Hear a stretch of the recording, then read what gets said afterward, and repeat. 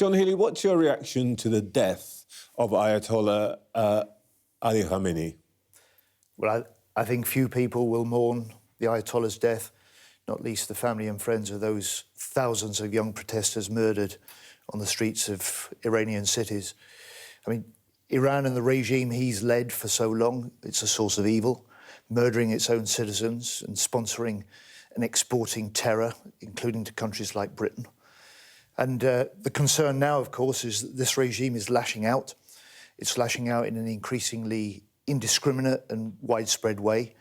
And people will be really concerned that it's not just military targets, but civilian airports like Kuwait, hotels in Dubai and Bahrain are being hit.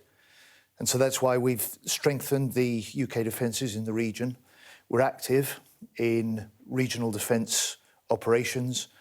And it's why Keir Starmer yesterday called for Iran to end this now, to give up its weapons programmes and to return to the route of diplomacy, which is, in the end, the way that we will settle a long-term stability and peace in this region. Evil is a very strong word. We don't hear it much in politics. 20 terror plots directed at Britain, sponsored by Iran. Tens of thousands of young people, protesters, murdered on the streets in the last few months in Iran. 57,000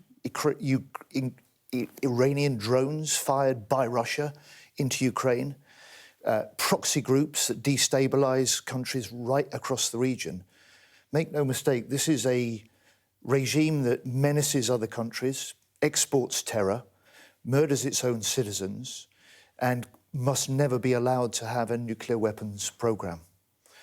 Now, my job as Defence Secretary is to try and deal with the rising risks to British personnel, British people, military and civilians in the region, to reinforce regional stability, which is what we're doing with our UK flights. We did it yesterday, we'll continue to do that, and to try and reduce the risk of escalation in the future. And that's what Keir Starmer's been doing over this weekend, talking to E3 leaders, talking to other regional leaders and to President Trump as well. When you say that we are active, we have planes in the air yesterday. Can you say exactly what we are doing in the theatre, in the area? I'll try and be as open as I can, within the limits, obviously, of disclosing operational details. But when our UK planes fly for Qatar, they are protecting against any missiles or drones directed towards Qatar. When they fly from Cyprus, they're doing the same from Cyprus. But of course, when our planes are in the air and they see things, missiles or drones, directed towards other countries, they'll take them down.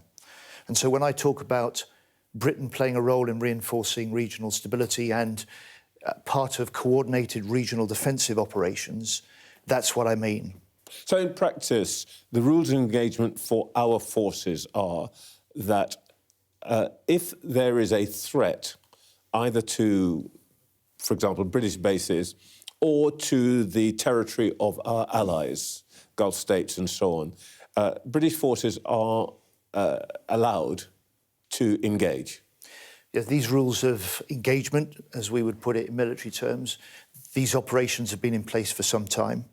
They're coordinated across the region with other allies, and it is the UK protecting our UK personnel and bases. First and foremost, that's my concern as a UK Defence Secretary, but it's also to protect our allies, it's to protect our UK interests more widely across the region. Are there circumstances in which we might join the Israelis and the Americans in offensive action? Well, we've been no part of the strikes. We are concentrating the efforts that we are making on defensive actions. We've done that from the start. I moved in extra radars, planes and other weapon systems to Cyprus and to Qatar. We're flying as we speak over this weekend as part of that regional coordination. And all our actions are about defending UK interests, defending UK allies. I understand that as a situation thus far, but what I'm asking is, are there circumstances in which you can envisage our troops, our forces, accompanying, working with the Israelis and the Americans in any kind of offensive action? Or have you ruled that out completely and told the Americans that that's the case? Well, first, I'm not going to speculate, and you wouldn't expect me to, on either hypothetical situations or potential discussions and operations. You've got plenty of commentators that can come on and do that. No, but I think what... let me say this is not about commentators. This is about our people. We have... there are families whose members are serving, and I think they've got some right to know whether it is plausible, it is possible that they might be engaged in, let's not call it offensive action, in some positive action rather than defensive action in the region. Well, families of our personnel serving in the region will be concerned. A lot of others with friends in the region who may be looking for winter sun in Dubai or Bahrain will also be worried. I was in communication last night with a friend in a Dubai hotel that was messaging me from the underground hotel car park as they took shelter with the air raid warnings there. No, we are already active. The actions that we take, active actions, if you like, are to defend our people, defend our bases, defend our allies, and it will always be the case that the action we take, and the action we're taking at the moment is within the established rules of engagement, will remain to defend our interests and the collective interests of other allies, and it will be within international law. OK, so all things are possible. Did we refuse to allow the United States permission to operate from sovereign British bases? I'm not going to get into, and you really wouldn't expect me to get into discussions like that. What I can say is we've stepped up alongside the Americans. We've stepped up our defensive forces in the Middle East.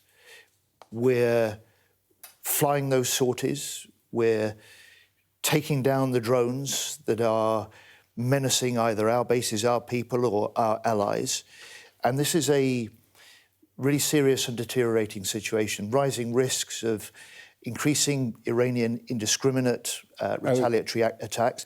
Let me give you a couple of examples. Look, yesterday we had 300 personnel on that Bahrain base that was attacked by Iranian missiles and drones, some of them within a few hundred yards of where they landed.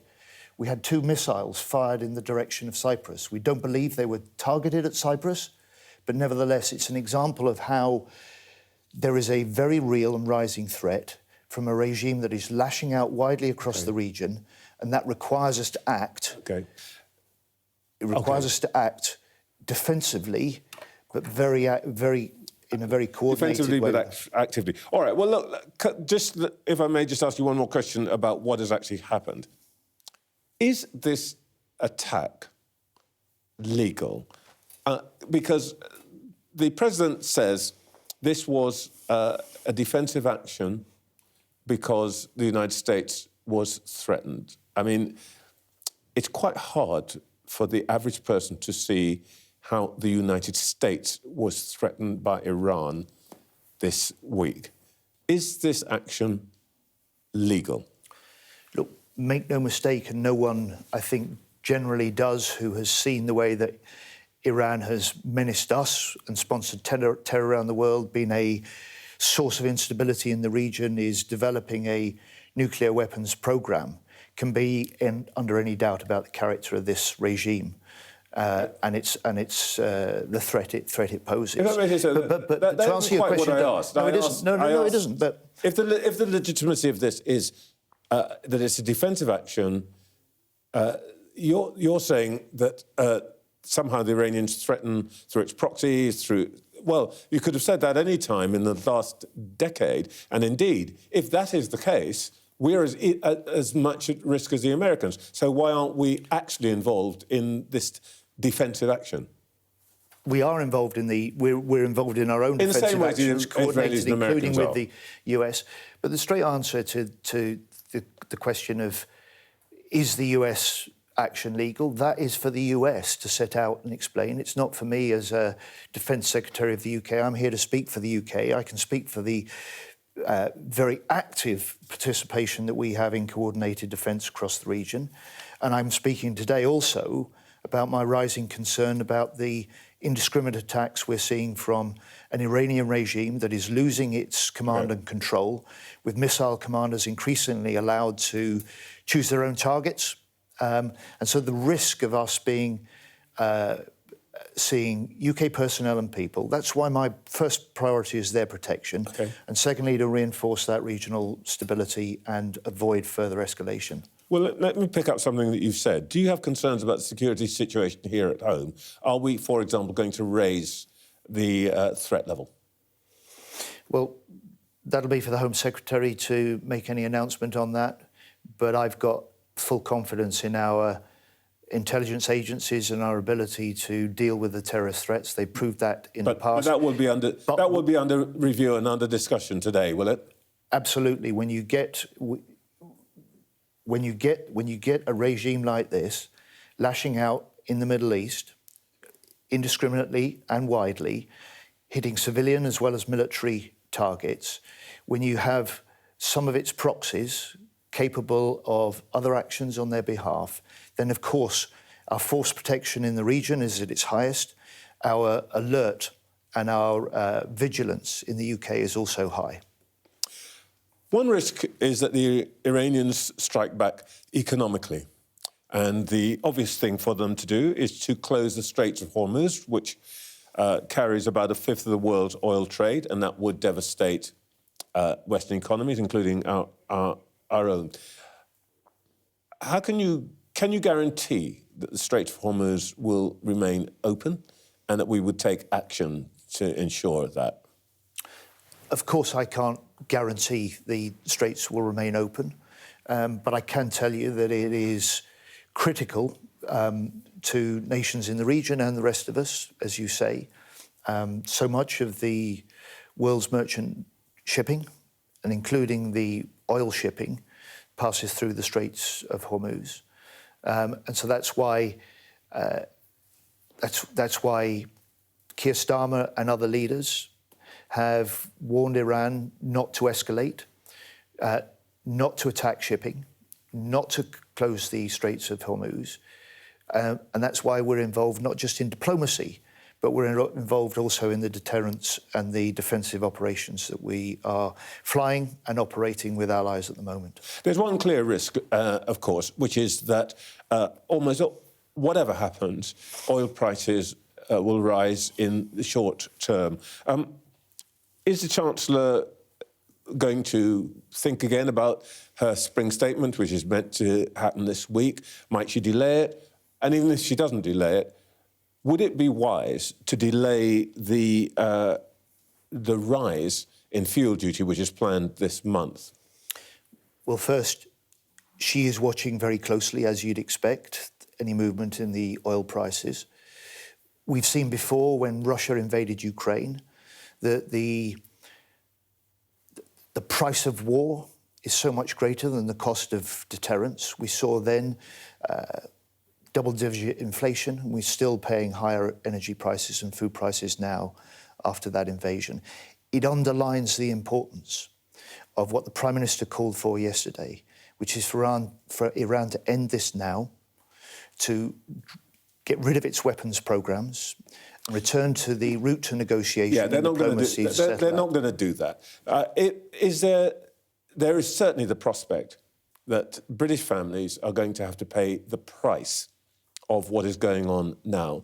And I guess what I think they will want to know is whether the Chancellor will be ready to reconsider the rise in fuel duty, which of course would add dramatically to the cost of living.